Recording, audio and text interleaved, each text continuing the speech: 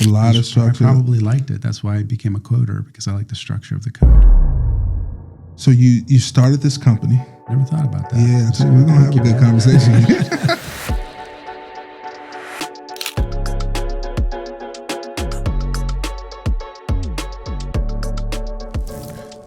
Welcome, guys. I am Dr. Don Wilkins, and we're back again with another episode of Barriers to Breakthrough, the speaker series where we are talking all things leadership. But before we begin, I just had to mention we're in a brand new studio, bigger budgets, No, I'm kidding. This is a new space. It's pretty cool. But more importantly, we have a really good guest today, and I think that we're going to have a really good conversation. So I am excited to finally get to sit down and talk with Mr. Jason Wolfe. He is actually, I'm going to let you explain all of your story, and I think we'll unfold all of what you do. But I think that I've been waiting on this conversation, and I know the folks that are been traveling and going along with our episodes will enjoy this. So, Jason, How are you? Good, great to be with you today.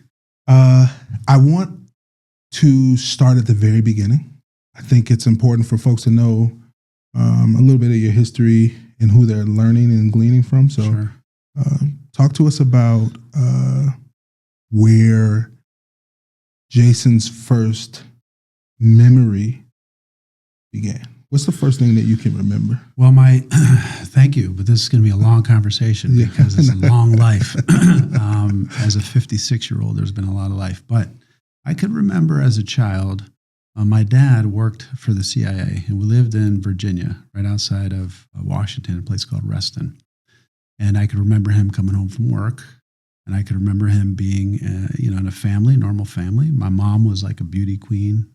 I had a brother and a sister. We had a dog, and we had, toys and everything. And so I remember that. And then I remember him putting us into a car, probably a year later, and driving to Connecticut. And I didn't know why we were driving to Connecticut. I was probably 4 or 5 years old. And I slept in the back of the car. Back then, you didn't have to wear seatbelts.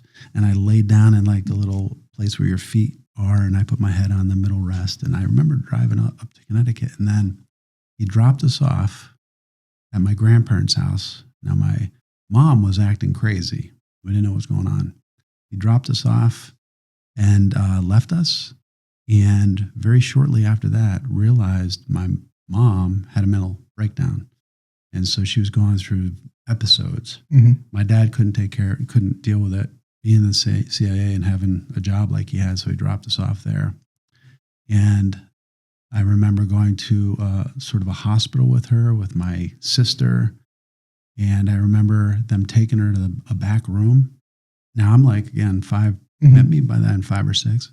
Taking her to a back room, and I hear somebody screaming, and she runs out of the back room with a straitjacket on, and they took her away, and I didn't see her for 2 years. They put her into a mental institution, and then I didn't see my dad. I didn't see my dad. In fact, I didn't see my dad until I was about a sophomore or junior in college. My mom eventually got out of the mental institution, eventually took care of us kids. If you want to call it taken care of, she got custody of us kids. We lived on welfare. We had nothing. Remember a Christmas laying under a blanket inside the living room, my mom out of the mental institution, but she was still mentally ill, with my brother and sister, and it was freezing cold out. You get a knock on the door, and the local Meals on Wheels, or we called it Fish, where they helped the local poor people. Yep. I was one of the local poor people. They knocked on the door with, look outside, a little box, and there's games and stuff in there for the kids, and a frozen turkey, but we had no gas to cook the turkey. Yep. So those are some early memories. Thankfully, I ended up going, I was in a Catholic school somehow. We couldn't afford it, but we got in a Catholic school somehow. And one of the nuns found out about a school in Hershey called the Milton Hershey School. And I was like 9 years old. So we went down there and applied. At the time, it was mostly all boys, so they weren't taking girls. So my sister couldn't get in. My brother was a little smarter than me. He failed the test to get in. So lo and behold, I ended up going down there by myself. Yeah, so I went to Milton Hershey School. I thought I knew most of your story, but I didn't. Yeah. And I can hear a lot of similarities in my upbringing, and I can remember that same Christmas box with the frozen turkey and in the games. Amazing. The Secret Santa or whatever they used to do with like mailing in those things. Right. You put your list in, and hopefully you get what you asked for. So I can remember that. It's humble beginnings. What was the first inclination? I want to kind of shift our conversation. Support, because we're going to be like supporting leaders, entrepreneurs. What was the first time that you could remember that you were a leader? Wow. Okay. So I remember eventually getting accepted into the Milton Hershey School, and I didn't want to be there because by then I had no rules.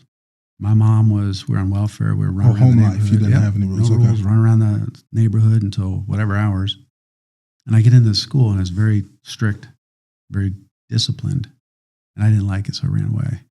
And they caught me, brought me back, gave me a bunch of paddles, and I was like, I ain't gonna do that again. But the house parent liked me, and I was very athletic. And so my house parent, because we lived with 14 boys, so I lived in a home with 14 boys. If you're a good athlete, he's going to like you because you're going to win some games. So he decided to take me under his wing and let me do things that most kids couldn't do, like drive the riding lawnmower. Everybody else is, trimming hedges with, weed cutters and stuff. And I'm over there driving around. And I started to realize that my athletic ability helped me to become a leader because, as a kid, as you probably know, if you're an athlete and you're good, then people just gravitate towards you. So I think probably like 7th grade, I remember starting to be a leader. You used the word to describe the Hershey boarding school as strict. I think when folks get around any type of organization that holds people accountable, that's kind of the word that they use. Yeah. When you noticed that you were a leader, how did that support your trajectory of becoming a more effective leader? The accountability and the organization that Hershey provided for you individually or everyone as a collective? I think what happened for me is that I started to buy into the idea. The idea of being accountable, disciplined. So you started doing it with yourself first? I started to listen to people. Okay. I started to listen to house parents, stop doing the things that I wasn't supposed to do. And before I got there, I wasn't supposed to do. And I started to listen to the program. And so it's because I was listening to the program, I started to perform. My grades got better. I got healthier. I got more confident. And with that, I started to grow. So it was like getting with the program, just listening. Sometimes discipline is, I think most of the times if discipline is done correctly, is there to help you. It's not to hurt you. Yeah, for sure. And as a kid, you think it's there to hurt you. But once you have the, this is here to help me, which is what happened to me, I started to embrace it. I actually started to like order and discipline. And I think today I am where I am because of the order and discipline and respect that I was taught there. Yeah. Most folks don't recognize how much they want structure and accountability. And as leaders, especially when we are trying to support other people, we got to put those things in place, but you're never liked when you do That's that. Right. So now you're a leader, it's high school. Talk to me about transitioning from a young lad to maybe joining into business. Yeah, so I graduated from that school. I went on to be selected by my classmates, best athlete in the school, which was good. Did well. But then I graduated with a suitcase of clothes and $100. And I sat on a curb and I didn't know really what I was going to do. There wasn't a lot of programs for somebody like me. It was like, okay, where am I going to go and how am I going to make my life? My grandfather, who was like my father figure, and you may or may not know this, like when you're growing up without a dad, that's a big deal. My grandfather was like the surrogate dad. He had a stroke and I was just graduating high school. And so instead of going off to somewhere to go to college, I stayed home with my grandmother and helped to take care of him until he died. So he eventually passed away and I got myself into college and then I put myself through college and went on from there. And eventually, it's tough because, I became a whitewater raft guide after college, and I lived sort of an outdoors life. And the girl that I was dating at the time, I got into an accident, and I was recovering from surgery, and I was trying to teach myself how to write code on the internet. It was 1995. And she didn't think that I was going to make much of myself. And I was just kind of, went from a strong guy down to really skinny. I lost a whole bunch of weight. And we broke up, and I lived out of my car. So I didn't have a place to live. I was in Pittsburgh now, because why do people come to Pittsburgh? I hate to say this. College or a significant other. And I came for this girl. It's true. And so I came to Pittsburgh. Oh, man, I know you were going to say that. Go ahead. And I came here for her, and it didn't work out. So I didn't have family here. So I'm kind of living out of my car, and I'm still writing that code. And so eventually I was able to build the first coupon site on the internet in 1995. And I raised venture capital, raised about $500,000 in 1999. And then I sold it in 2000 to a public company. I'm about to rewind a lot. Sorry. You just like that was I went through a lot of stuff there. Yeah. I can hear that. Yes. So you go from an athlete, whitewater rafter, yep. to coding. Yeah, it's kind of crazy. Yeah. Mm-hmm. I guess that speaks to the mind of a leader and how eclectic it can be. Yeah. But it helps us to like create systems for all of it. I'm sure you had a system to be great to be an athlete, whatever, waking up every day, figuring out what to work out on, all of those things, reviewing plays, right. Whitewater raft. I can only imagine your life is at danger. You got to have a system to stay in place for that. And then coding, even if it's out of your car. That's disciplined. It's true. Yeah. Structure. A lot of structure. I probably liked it. That's why I became a coder, because I like the structure of the code. So you started this company. Never thought about that. Yeah, we're going to have a good conversation. So you're have coded this business. Mm-hmm. Started this business. Mm-hmm. You have a staff? No. So I was by myself. My first employee, I paid her $50 a month, not an hour, per month. And she was a disabled lady. And her job, as I was writing the code, was to go scour the internet for coupons, come and put them back into my system, because I was trying to accumulate the largest database of coupons that you could find on the internet at the time. And so that was her job. Okay, Barb, you go find coupons, you stick it in the system, and I'm writing this code so when people come, they could find the coupons easier. And so that's what she did, my first employee. And then I ended up hiring another person. Well, before you do that, I want to talk about that first one. Yes, Barb Sherman. Never forget her. Barb. Disabled. She couldn't even lift her head up to see. She was sat in a wheelchair, and she would type like this. I didn't know this until later. When I sold my company, we went down and met her, and I never met her before. So so you hired her without I hired her, never talked to her on the phone, just by email.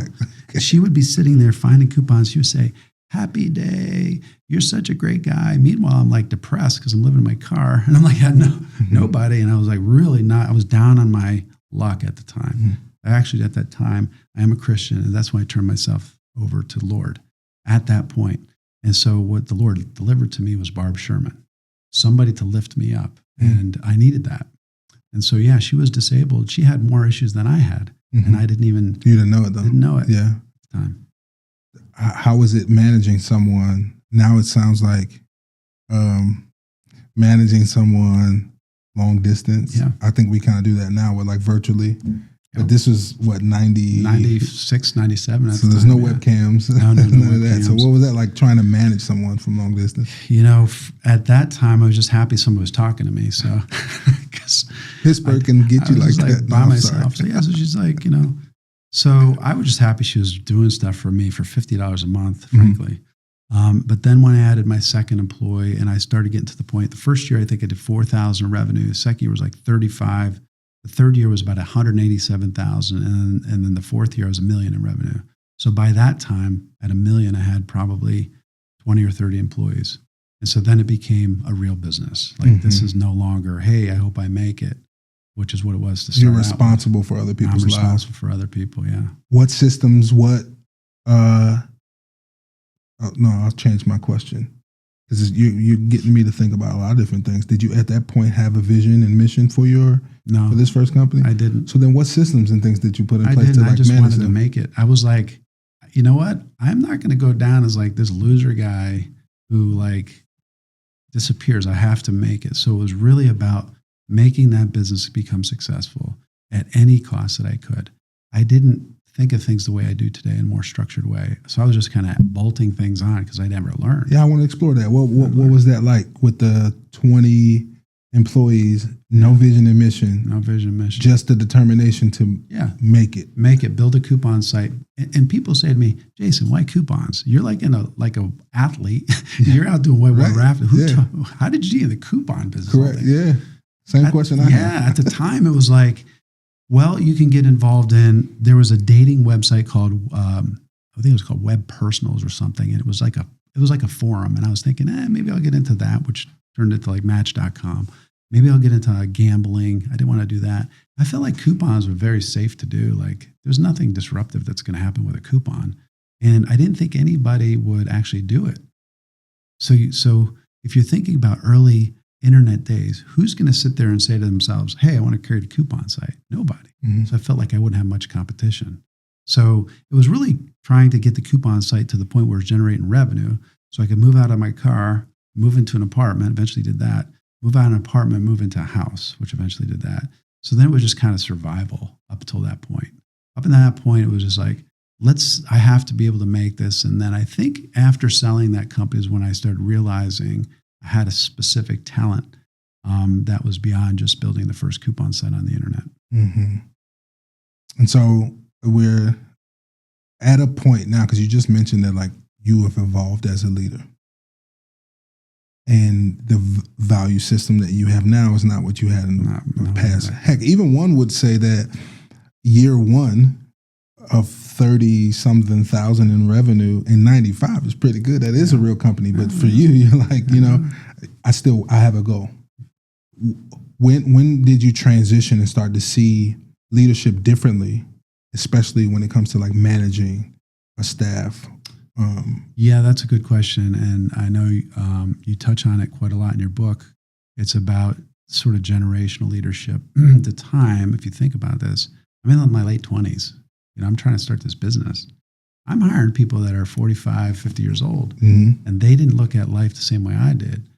And at the time, I thought, hey, I need foosball tables and I need to have my employees doing all this fun stuff, whereas the older people were just like wanted to come to work. And so there was definitely a difference at the time. Yeah. But now I'm an old guy looking at the young people. But at that time, I was the young person in charge of all these older people. So it was kind of interesting.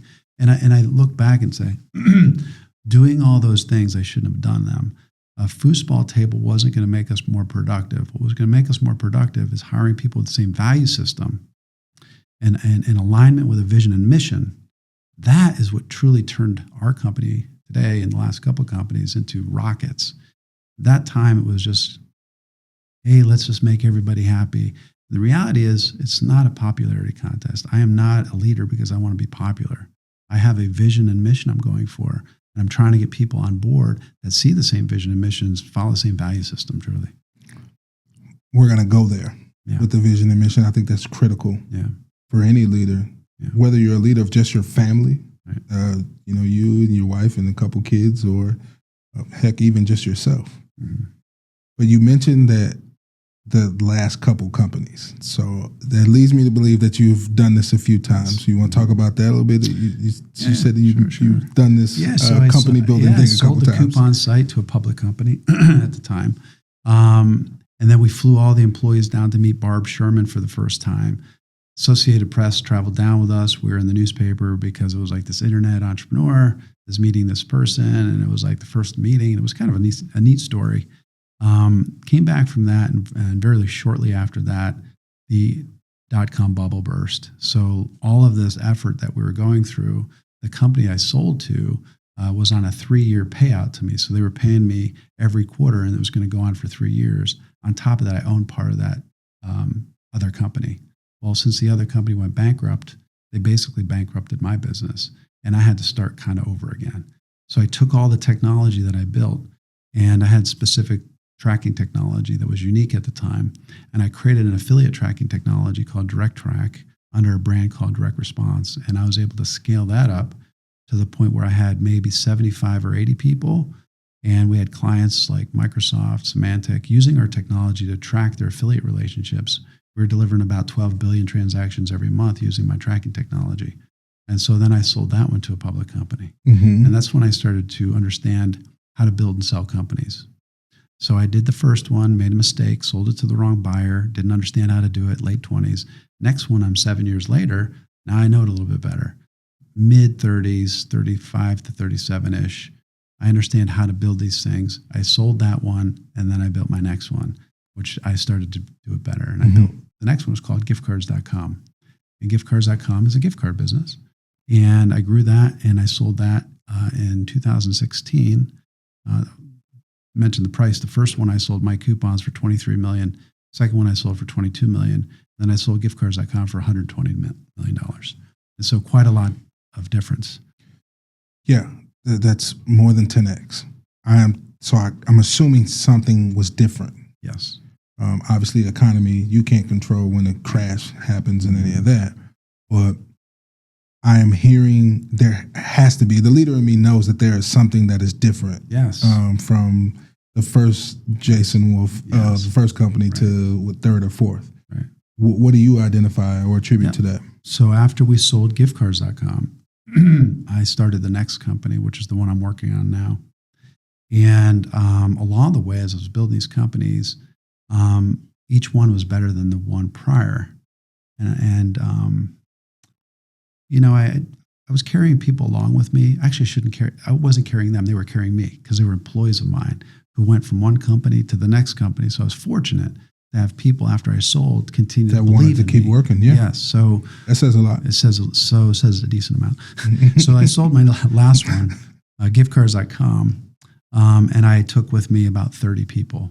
Okay. And so we started again to build this company, which now is, last year we had 219 people. We're probably more like 170 now. So somewhere in that range. But as we built this one, I was at a meeting with a friend of mine, and we met this person. Her name is Lisa Slayton, and she ran the Pittsburgh Leadership Foundation. And she came to an event that I was having. She talked about culture. And I started listening to her, and I was like, culture? What's that? In my mind, culture was, maybe more racial focused, not really about the culture and values of a company. And I was like, wow, I'm intrigued by that.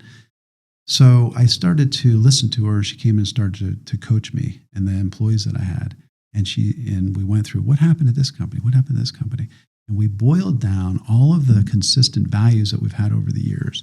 And she sat with us for 2 years, and we put down a value system. And when we built the value system, the cultural system of the company, that's when I really realized what we had all these years was a core value system. And as a Christian, I think it's mostly a Christian value system that enables us to hire people that have values aligned. They don't have to be Christians, but they have to be values aligned. And when you value aligned people and you have a clear vision and mission, you can accomplish anything. So we went from 30 people in this current company, and we skyrocketed within 4 years to almost 200 people. So, and I think it comes down to that. It comes down to a clear vision and mission. The value system is easily understood, and anybody could be a part of the value system. I don't care what gender you are, what color your skin is. If you believe in the same values we have, and you're looking at this vision and mission, you're for it, then you're going to go places with us. And so I think that's what's happened to our company this time around. You mentioned the table, the foosball table. Yes. And as I was listening to that, I'm like, oh, that was your first attempt at culture. Yeah, it was. It's like, let's just make it fun. Let's make it fun. That'll be our culture where people enjoy coming to work. That's right. What do you see now in your, I guess, maybe even the day-to-day or maybe quarterly? What do you see now as the thing that gets folks motivated? Yeah, that's great. So I think the foosball table would be more akin to when I was a whitewater raft guide, and I would go down to the river and I would get my raft ready. I'd get my ropes all ready, and I would be ready in my raft, and the people would come down, they'd sit in there, and then I'd get the raft out and I'd paddle around, and I'd be like, okay, all forward, back left. And they were all looking at me like, what is this guy? He's very disciplined. Whereas the other rafts that were on the same trip, we had guys laying back, smoking cigarettes. Having a good time. Yeah, having a good time. And that was the foosball. That was the foosball. The foosball was a good time. What was not the foosball is what I've been able to achieve, which was when I went down that first rapid and those people didn't fall out of the raft, didn't break a leg, and those sitting on that raft with the guy smoking cigarettes, flipping over, broken legs, they realized that it's not just about having fun. It's about a whole bunch of things. Like, I want to get down this river. I want to have fun. By the end of the rafting trip, my whole raft is high-fiving each other. But at the beginning of the time, they didn't see it because they didn't see the vision and mission. They didn't understand the style. Okay, but once you set the value system down, vision and mission and a style, and you execute, and people see you doing this, they want to be in your raft. They don't want to be in the other guy's raft.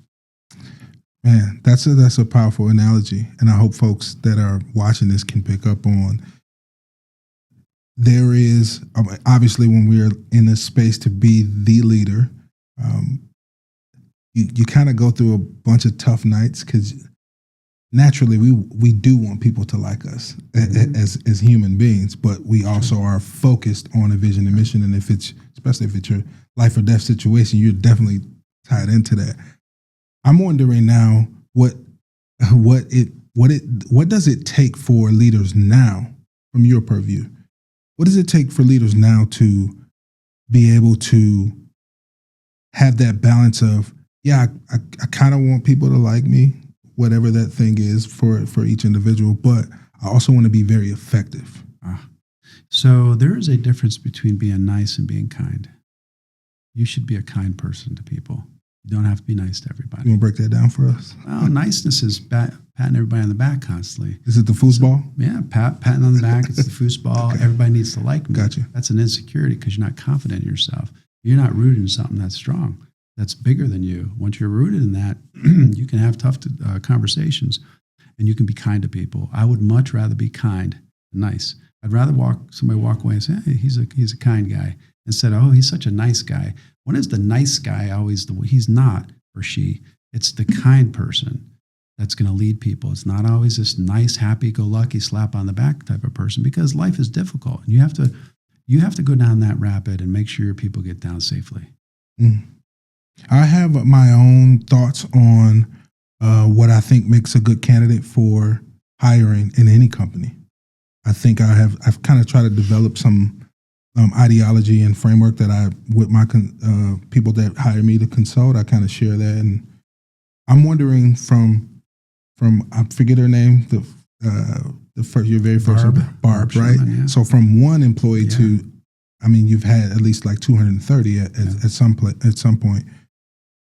What do you see as the most important thing for leaders that will watch this to, like, what do I need to look out for to hire someone that wants to be a part of an organization or company? Well, Donnie, you probably know this. You set out a vision and you have somebody that looks at what you're saying, they buy into it. That's like number one, is to get somebody that's going to buy into the vision that you have. Because you have it, but doesn't mean everybody has it. So if you find somebody who buys into that vision, that's half the battle. Because everybody else has all these things going on in their life. But if you talk to them and say, this is the vision I've got, and somebody buys into that, that's a big deal. Now all of a sudden you have somebody that's willing to work with you because they want to do the same vision you've got. Now it's beyond you. It's the vision. It's not you. It's the vision. Now you're both going towards something. And then secondly, I would say after that is to just at some point figure out what your value system is. What is your value system? What is it based off of? I could tell you what ours is: drive, integrity, excellence, caring. These are very important to us. Teamwork. These are important. So as I'm looking for people that come to work for me, in the interview process, if people are listening to this, they'll know when you get to me, I don't look at your resume. I ask you, tell me about your childhood. Tell me about where you went to school. I am looking for the drive. I'm looking for a teammate. I'm looking for integrity. I'm looking for caring. I say, where did you volunteer? If they have nothing, they didn't do anything for anybody. Well, you ain't going to work with me. That's what I'm doing most of the time. So I'm looking for these things. So I say, anybody that's listening to this, is you like set the vision and mission, get the people that are on board with you, and then set down this value system. It doesn't have to be what I have, be your own. and then make sure that you hire people that are aligned with that. I think that's my. It's good stuff. It's good stuff. I want to kind of pivot a little bit and try to have a little bit of fun. You are more fun because we've been having fun. This is fun. Yeah. I want to talk about you though a little bit. You do? Yeah. I mean, I know your story coming from a 1.7 GPA. I mean, to where you've, there's a journey there. Yeah. And I think, the struggle of, and I don't know your personal life, but I bet you it's pretty similar to mine. No, so as you were talking out, these folks know, like I got a whole crew back here and some of them, we had spent some real time together. And so they kind of know. So I didn't know all of your stories. When we met, we were talking, but it wasn't that in depth. Yeah, we have a very similar upbringing. Right.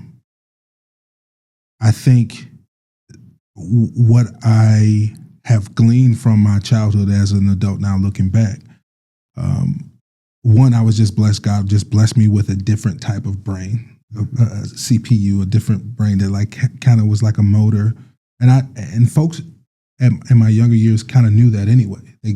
I just didn't understand it. The humble beginnings that you talk about, same. Remember food stamps, all that stuff. We had everything, right? I don't know if y'all had paper ones, but Illinois, we had the brown one, the $2. Yeah, okay, great. So we had all of that. Different color meant different denominations. Different denominations. So I come from that as well. Sure. But I think the GPA story that you're mentioning, me graduating high school with that, I was on track to be a Division I athlete, and the light had went out in school. I really only stayed on top of, my academics during the basketball season. And it wasn't until I started getting recruited by like Division I coaches that I was like, oh snap, I gotta do this more than just basketball time. And I had a coach that came on that was really hard nosed. And he This was college? No, this is high school. High school, okay. He introduced discipline. Yeah.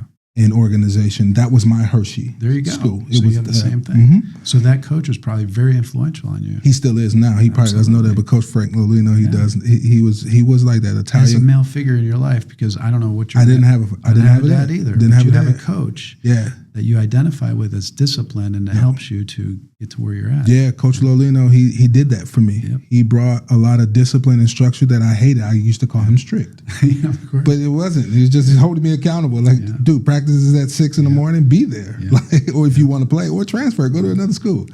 Yeah. So I learned all of those things. But I think that the GPA story, and I kind of share that publicly now. I used to be ashamed of it. But I think now I share it more for inspiration because it wasn't that I couldn't do the work. I was at one of the top high schools in the country. I could do the work at any time. The light went out for me in terms of just like caring about that stuff. But now becoming a doctor in education, I think it's a cool story to share to folks who, may do that. Yeah. Yep. Yeah, man. So we got a lot in common, actually. There's a ton, actually, as I was listening to you talk. Who's your favorite leader? Who's the person? Did you like ever read books or anything on leadership at all? You just jump right into. I read tons of books. I go through probably 10 books a year, maybe more.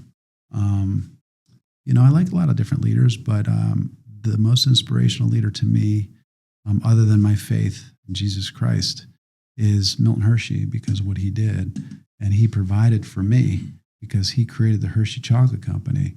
And then he gave his entire fortune to the Milton Hershey School. And if it wasn't for his donation of his entire wealth to the Milton Hershey School, I wouldn't be here today.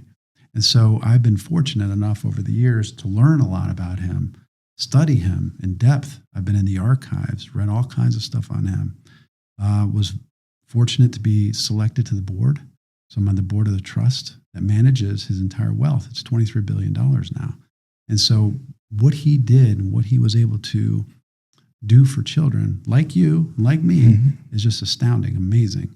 And so I'm trying to, in my own life, walk in his footsteps if I can. So I was going to ask you, because it seems like obviously you didn't get to sit down and talk with him, but he was a mentor to you. Yeah. Who are you mentoring?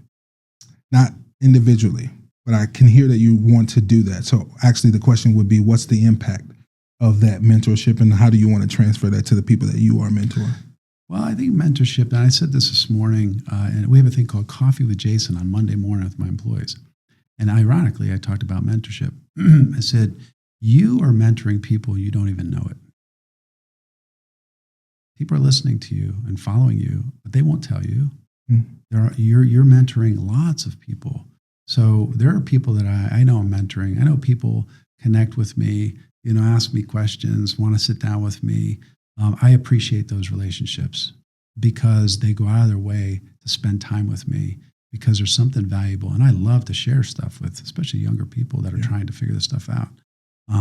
But I think as I think about myself and I think about the people that work for me or the people that follow things that I do, I'm trying to be the best I can be. And I'm trying for them to see something in me that instead of me preaching to them, that they could just follow, like, look at what he did, like watching what I do and then following that as opposed to me telling somebody what to do. I think it's just way more powerful. When I watch somebody and I'm observing what they do, to me, that's powerful as opposed to them telling me what I should be doing. That's less powerful, right? So I try to model things that I'm doing so that other people see it and say, hey, that guy was poor, lived in his car, did all this stuff. I don't have to get up and preach to somebody. I lived in my car. Right. Look what I did. I just do it. And then by happenstance, they find out or they read or they listen to something like this. And then the impact is so much stronger because I didn't sit there and tell them anything. Right. They never knew it the whole time. Very similar as well. Like, only recently I've been sharing that story, but when people hear that, they're like, oh, dang. Well, and I've been hanging out with this guy. I never knew that. Now you're under the microphone. I know. Don't remind me. More and more of that. We're going to kind of pivot and wrap it up, but I do want to provide a space for you to talk to new leaders, aspiring leaders, new entrepreneurs, some folks that may be in a rut, like your car situation, right? What advice would you share with them after all of the things that has transpired with you? Well, I mean, a couple of things are important, I think, to be an entrepreneur, to be a successful entrepreneur. You have to have grit. And so what is grit? And there's a TED Talk, and you can listen to it, about what grit is. And I think grit is hugely important. And that is you never give up. You never quit. A lot of people, are trying to become successful in business, and they may be almost there. They don't even know it, but they quit. You know what I mean? And you got to put in the time. See, people said, and I watched on one of your episodes about balanced life, and your guest was saying there's no balanced life. And I was like, yeah, there is no balanced life. There's no 50% time on this, 25% on that. No.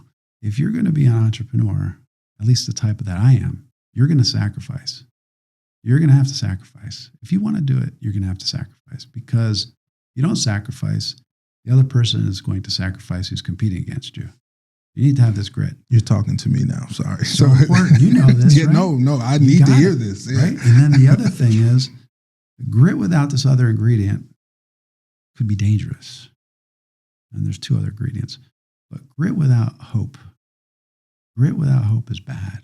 And grit What's the hope in? Hope in something better for humanity. Hope in trying to make a difference. And that's the third thing. A rooted Christianity, I believe, or faith, okay? And something bigger. So you are not God yourself. I think that's very important. So the grit, the hard, drive hard, have hope for something better in the world. Hope for something better. And then believe that there is something bigger than you, because otherwise that's the humility piece. Yeah, you don't want to be God yourself. I think those are big things. That's what I would advise anybody listening to this that good stuff. Is curious about how you go from living in a car, welfare, to a car, to struggling to start a business, to then becoming successful. I think it's just the grit, the hope, and being humble, having something bigger than you. That's perfect, man. That's really good. I hope that you guys have enjoyed this episode as much as I have, just sitting here talking and listening to Jason Wolfe. I want to give you a space to plug yourself, not plug, but give people the information. So if they wanted to research you or hear more about your story, companies, where can they find you online? Well, Dr. Wilkins, I don't really want to push anything that I got. Okay. I would rather say, well, actually, I push one thing. If anybody listening to this knows any kid that's struggling, whatever the circumstances in their life, you had a circumstance, so did I. There is a school called the Milton Hershey School. There's a place, you can go look them up online, and it's a great opportunity. So anybody listening to this that knows anybody, a relative, a cousin, friend that has a child going through something that would have an opportunity, look up the Milton Hershey School. Check it out. Think about enrolling that kid there. And the biggest gift you can give to a child like that is the gift to let them go. And let them go become something better than what they potentially could have been. Like if I didn't go to Milton Hershey School, I'm afraid of where I would have been. I was going to wrap it up and just start ending the episode, but now I can't because you said that. Because you just made me think of something. I'll end after this, but I recently won this award. And I was I had to go to the place. It was in Miami. And it was a room full of other folks that won an award in business. And everyone was going up and they were talking about, they were accepting the award and kind of thanking people in their lives. And, my last name's W, so I guess they were going. So I'm kind of at the end, right? So I'm watching everything. And I was like, man, we're missing it in here, though. We're not doing this leadership thing or this business thing for ourselves. It's for someone else. And so it made me compelled to go up. I didn't even talk about anything about myself. I really just was imploring people that were in the room to kind of wake up. Let's go and help some other folks. Absolutely. That. Actually, if I can find a clip, this is what your show's about. That's all I wanted to do was just help. People. I just wanted to help. That's it, man. Yeah, I was like, yeah, let's just go help people. All right. 100%. And I could remember after stepping out of it's like a gala, and when we stepped out, folks were just coming up to me thank you for reminding me why. That's right. So thank you for reminding us. All right, brother. This has been a great episode. Again, I am Dr. Don Wilkins. I'm the author of Barriers to Breakthrough. I am the founder of Transformation 180, and I hope that this episode has fed you well. Please follow all of the socials that'll be on the screen. Leave some comments if this has did anything for you, which I know it has. And continue to follow us in the fight to support leaders, to mentor and coach and help them all. I've had a great time, and I hope to see you soon.